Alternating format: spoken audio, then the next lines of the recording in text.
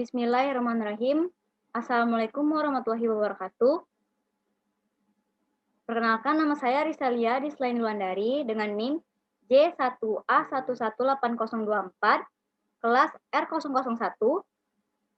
Pertama-tama, saya ingin mengucapkan terima kasih kepada Ibu Rahayu Seno, STP MSI, selaku dosen pengampu dari mata kuliah pengembangan produk, yang telah memberikan saya waktu dan kesempatan untuk mempresentasikan PowerPoint saya yang berjudul Pengaruh penambahan tepung maizena dan gula pasir terhadap mutu selai kulit pisang kepok dengan nama latin Musa acuminata balbisiana chola.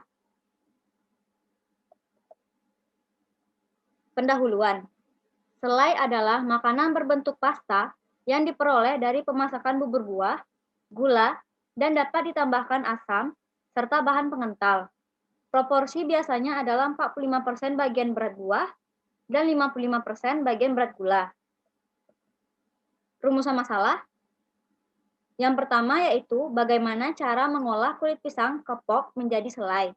Yang kedua, bagaimana kualitas selai kulit pisang kepok setelah ditambahkan dengan tepung maizena dan gula pasir.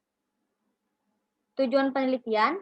Yang pertama untuk mengetahui cara mengolah kulit pisang menjadi selai.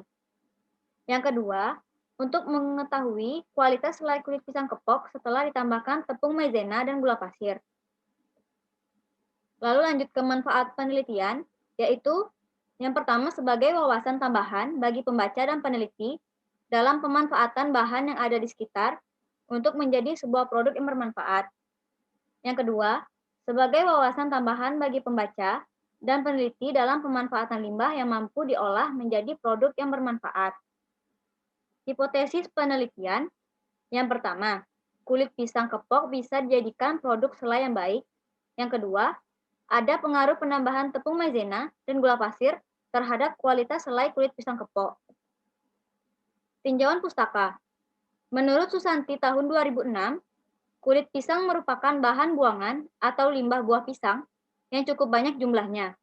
Pada umumnya, kulit pisang belum dimanfaatkan secara nyata, hanya dibuang sebagai limbah organik saja, atau digunakan sebagai makanan ternak seperti kambing, sapi, dan kerbau.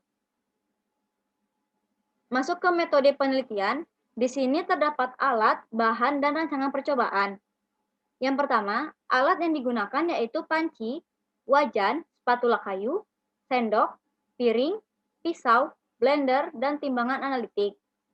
Lalu bahan yang digunakan yaitu kulit pisang kepok atau Musa acuminat, balbisiana chola, gula pasir, air, dan tepung maizena. Lanjut ke rancangan percobaan, terdapat 3 rancangan percobaan. Perlakuan pertama yaitu penambahan tepung maizena 5% dan gula pasir 45 gram. Perlakuan yang kedua yaitu penambahan tepung maizena 7,5% dan gula pasir 55 gram. Perlakuan yang ketiga yaitu penambahan tepung maizena 10% dan gula pasir 65 gram. Pelaksanaan penelitian. Di sini terdapat diagram alir proses pembuatan selai kulit pisang kepok. Yang pertama, kulit pisang sebanyak 1,5 kg itu dicuci sampai bersih. Kemudian dikukus hingga lunak. Lalu, setelah lunak, bagian dalam pisang itu dikerok untuk dibuang karena di sini kita menggunakan kulit pisangnya saja. Jadi, bagian dalam kulit pisang yang berwarna putih itu tidak kita pakai pada praktikum ini. Kemudian dihaluskan. Di sini saya menggunakan blender untuk menghaluskannya. Kemudian menjadi bubur kulit pisang. Bubur kulit pisang tersebut dimasak dan ditambahkan tepung maizena dan gula pasir sesuai perlakuan. Selanjutnya, dituang dan didinginkan. Setelah itu, selai kulit pisang siap untuk diamati. Parameter yang diuji, kriteria penilaian diuji secara organoleptik dengan cara melakukan pengamatan terhadap warna, rasa, aroma, dan daya oles dari selai kulit pisang kepok. Biaya dan jadwal kegiatan. Di sini terdapat 2 tabel. Yang pertama, tabel rancangan anggaran biaya. Di sini terdapat 2 jenis pengeluaran, yang itu bahan habis pakai, yang meliputi pisang kepok, gula pasir 200 gram, tepung maizena 300 gram, dan air bersih 1 galon. Yang dijumlahkan biayanya menjadi Rp49.500. Yang kedua itu jenis pengeluaran perlengkapan yang diperlukan, yaitu meliputi wajan, panci, pisau, spatula kayu, sendok, piring, blender, timbangan analitik, gas, dan kompor. Yang dijumlahkan menjadi Rp842.500. Lalu kedua pengeluaran itu dijumlahkan, jadi hasilnya itu sebanyak Rp892.000. Yang kedua, tabel jadwal kegiatan penelitian.